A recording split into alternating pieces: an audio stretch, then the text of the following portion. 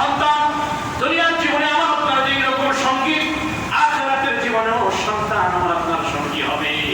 দুনিয়ার জীবনে সন্তান আমার আপনার যেমন আনন্দ উৎসবের বিষয়, দুনিয়ার জীবনে যেমন সন্তান বাবা মার জন্য ইজ্জতের কারণ হয়, আখিরাতের জীবনেও সন্তান ইজ্জতের কারণ হবে আমার ভাইয়েরা।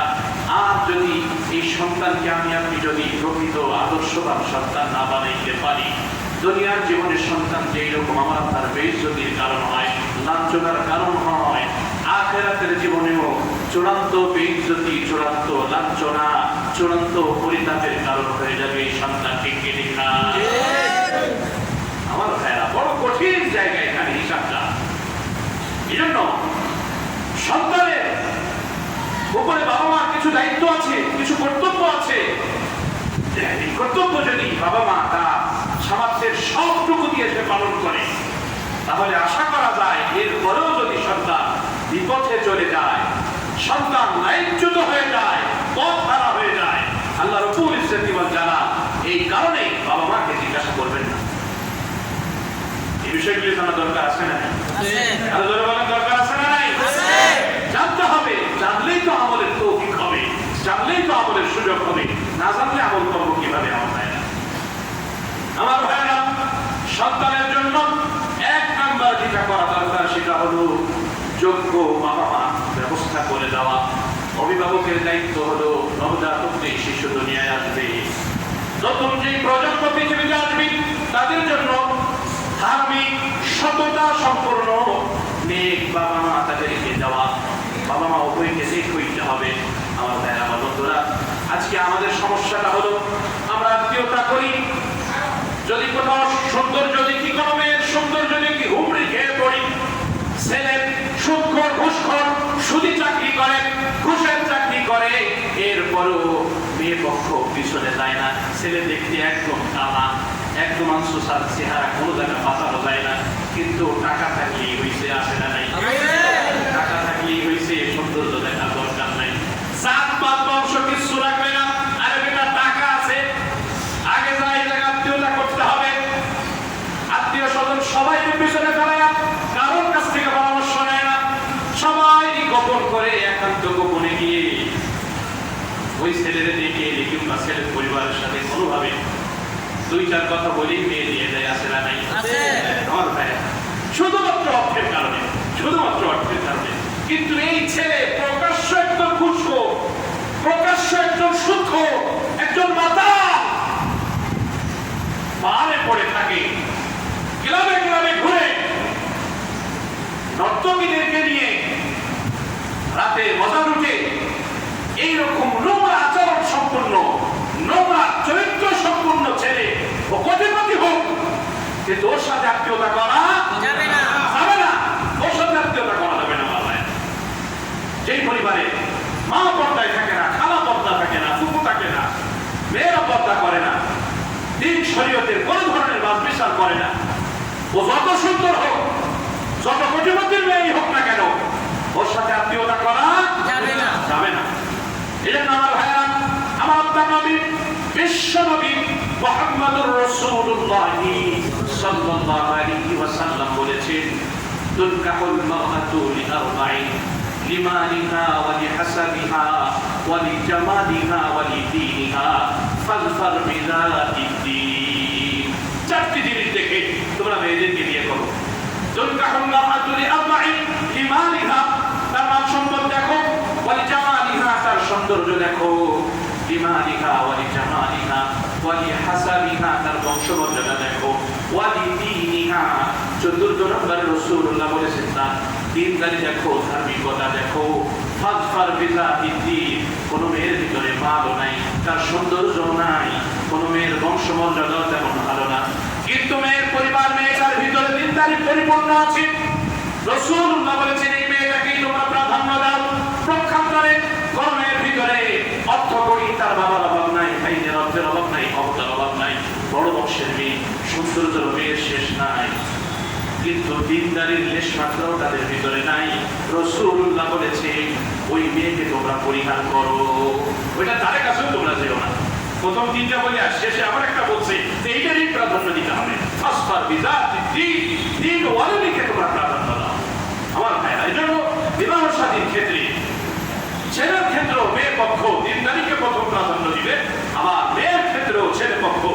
তারিখেই বেশি প্রাধান্য দিবে। মাল দেওয়ার মালিক কে বলেন? আমার ভাইরা, মালের জন্য আল্লাহ পাক কোনো কিছুর মুখাপেক্ষী না। অনেক ক্ষেত্রে আমরা মনে করি লেখাপড়া করে যে গাড়ি ঘোড়ায় চলেছে, আগে এই স্লোগান ছিল কি ছিল না? এখন এটা শেষ হয়ে গেছে। লেখাপড়া করলেই যে মাল বলা হবে এমন কোনো গ্যারান্টি নাই। এই শহরে এমন বহু মানুষ আছে, প্রথম দিন যখন এই শহরে আসছিল ঘুমানোর মতো মাথার নিচে একটা বালিশও তার ছিল না, একটা ইট মাথার তলে নিয়ে ঘুমিয়েছিল। ইরিশ ফাইলে একটা রোডের ভিতরে 7-8 জন লোক ঘুমায়েছিল। ওই মানুষটাও আজকে এই শহরে 1000 কোটি টাকার মালিক আছে না নাই? নিজের নাম লিখতে পারে না, কলম ভাঙিয়ে দিনটা এই মানুষটাও 1000 কোটি টাকার মালিক এই শহরে আছে না নাই? আমার ভাইরা, আমার বন্ধুরা, বহু প্রবাসী আছে যারা কোটি কোটি টাকা ইনকাম করে কিন্তু লেখাপড়া কিছু জানে না। তাহলে বোঝা গেল মাল দেওয়ার মালিক কে? মাল দেওয়ার মালিক কে? শুধুমাত্র আল্লাহ। যারা চায় তারাই তিনি দিতে পারেন। আমার ভাইরা, যারা চায় তারাই দিতে পারেন তিনি। এই জন্য যদি কোন দিনদার ছেলে দিনদার মেয়ে তারা একত্রিত হয়ে যায়, আল্লাহ তাআলা বলেন ইয়াকুলু ফুকারা আইয়ুগনিহিমুল্লাহ। সুবহানাল্লাহ বলেন। সূরাতুন নূরের মধ্যে আল্লাহ বলেন ইয়াকুলু ফুকারা, এর যদি তারা দরিদ্র থাকে ইউগনিহিমুল্লাহ, আল্লাহ তাদেরকে ধনী বানায় দিবেন। সুবহানাল্লাহ কইলেন না? দোস্ত, ধনী বানায় দিবেন কে? আল্লাহ। ধনী বানানোর মালিক আল্লাহ।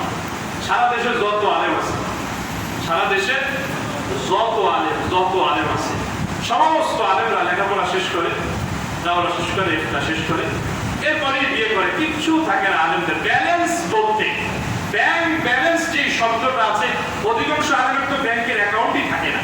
এই অবস্থায় তারা বিবাহ করে। আলহামদুলিল্লাহ, দাম্পত্য জীবনে যাওয়ার পরেই আল্লাহ রাব্বুল ইজ্জত ওয়াল জালাল একদম সচ্ছলতা দিয়ে একদম তাদের ঘরকে ভরে দেয়। সুবহানাল্লাহ।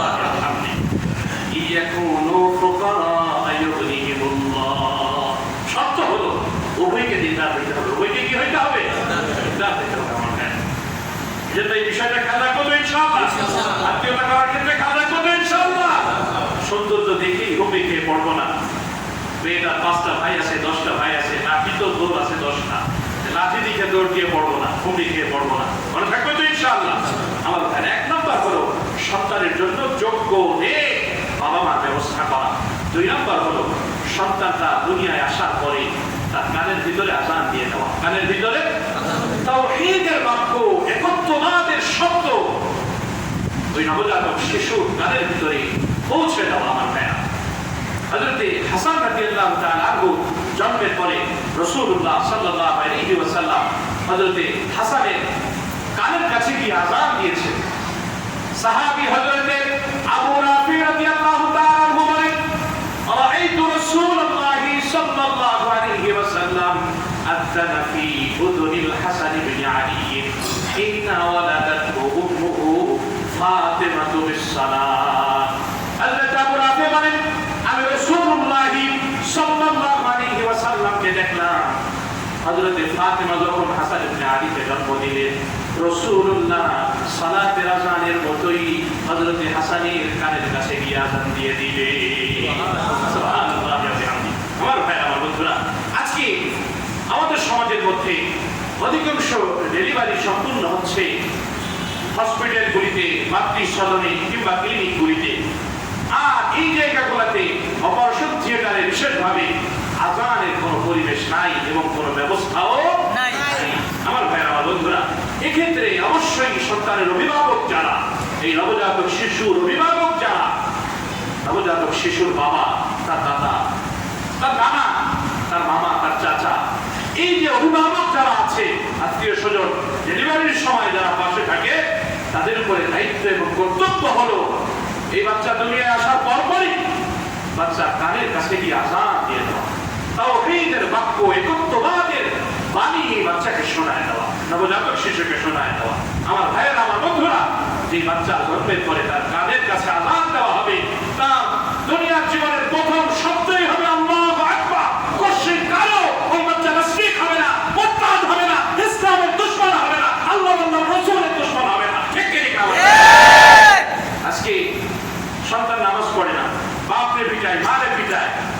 প্রতিযোগিতা চলতেছে বাপ মানে বৃদ্ধাশ্রমে দেওয়া। প্রতিযোগিতা চলতেছে, প্রতিযোগিতা। আমার কেমন কথা, আপনি যান উচ্চবিত্ত ফ্যামিলিগুলিতে গোলশান বনা নিয়ে ধানমন্ডিতে যান। আজকে এই যে দেখেন না, আমাদের দেশের বাচ্চাগুলো এখন ইউরোপ আমেরিকামুখী পশ্চিমামুখী হয়ে যাচ্ছে। শুধু পশ্চিমামুখী হচ্ছে না, আমাদের বাচ্চাগুলি আজকে পশ্চিমা সভ্যতাকে, পশ্চিমা সংস্কৃতিকে নিজের সংস্কৃতি মনে করছে। নিজের মাতৃভূমি থেকেও ওই ভূমিকে তারা আজকে বেশি পছন্দ করছে। আমার ভাইয়েরা, আমার বন্ধুরা, এর সর্বনিম্ন ক্ষতির দিক হলো বাচ্চা তো নিজেকে তারা সুন্দর শব্দ শিখেছে, হুজুর আমি তো ইউরোপে সেটেল হয়ে যাচ্ছি, হুজুর আমি তো আমেরিকায় সেটেল, সুতরাং বাংলাদেশে তো যাওয়া, বাংলাদেশে থাকার বসার সুযোগ কম, আমার এই দেশের রাজনীতি ভালো না, দেশের পরিবেশ ভালো না, সুতরাং হুজুর আমি তো এখানে সেটেল। আমার বাবা মাকেও আনা যাচ্ছে না, হুজুর কিছু প্রবলেম আছে, ওনারাও আসতে চায় না, তো এই জন্য হুজুর বাবা মাকে বৃদ্ধাশ্রমে দিয়েছি। ভালো বৃদ্ধাশ্রম, এসি টেসি আছে ওখানে, ওখানে সবকিছু খুব ভালো ব্যবস্থা আছে। এক বন্ধু আমার আরেক বন্ধুকে প্রপোজাল করে, আরে বেটা তুই এত প্যারালো স্কিল নিয়ে বাপ নিয়ে মা নিয়ে এই অমুক বৃদ্ধাশ্রমে দিয়ে দেয় না, ওখানে বেশি করে টাকা দিয়ে দিল, ভালো খাবার দাবার খাবে সেখানে, তারা তো সব দেখবে, সব শুনবে। বিল্টন সমাদারকে দেখেন না আপনারা? হ্যাঁ, বিল্টন সমাদার বৃদ্ধাশ্রমের একজন পরিচালক, যিনি খ্রিস্টান এই ভদ্রলোক, সেবা আড়ালে তার যে অপকর্মগুলি আজকে গোটা দুনিয়ার মানুষের কাছে এটা স্পষ্ট হয়েছে। কিডনি বিক্রি করা থেকে নিয়ে যত ধরনের নোংরামি আছে, নষ্টামি আছে, এই ভদ্রলোক সব করেছে। আমার ভাইয়েরা, আপনার বাবা মাকে আপনি বৃদ্ধাশ্রমে দিবেন? এজন্যই আপনার বাবা আপনাকে ইতালি পাঠিয়েছিল, আমেরিকায় পাঠিয়েছিল, ইউরোপে পাঠিয়েছিল। শেষ বয়সে আপনি তার সঙ্গী হবেন না, এজন্য তারা আপনাকে পাঠিয়েছিল। নিজের মাথার ঘাম পায়ে করা কষ্টার্জিত পয়সা দিয়ে আপনাকে ইউরোপে পাঠিয়েছিল আপনার বাবা। এই জন্য আরে যুবক তোমাকে বলছি, যুবক তোমাকে বলছি, তোমাকে বলছি, তুমি একবার চিন্তা করে দেখো, এটা শুধু নিজে ভালো থাকার জন্য, শুধু নিজে ভালো খাওয়ার জন্য বাবা মাকে একবার বোঝার চেষ্টা করবো না যে এই বয়সে আমার মা কি চায়, আমার বাবা কি চায়। একবার তুমি এটা বোঝার চেষ্টা করবো না? তুমি যখন দুনিয়ায় আসছিলা, তোমার মা ওই সময় কেমন যেন এত খুশি হয়েছিল। তোমার মা রক্তাক্ত জিহাদের ময়দানের মতো তোমার মা রক্তাক্ত হয়ে পড়ে আছে, প্রচন্ড ব্যথা পেটের মধ্যে, সারা শরীর নড়বড় হয়ে গেছে। এই অবস্থার মধ্যে তোমার চেহারাটা যখন দেখেছে, তো কেমন যেন তোমার মা আকাশের চাঁদ দাতা হাতে পেয়েছে। তোমার বাবা আনন্দের কথা কিভাবে প্রকাশ করবে? তোমার বাবার চোখে শুধু পানি ছিল আনন্দের কথা প্রকাশের জন্য।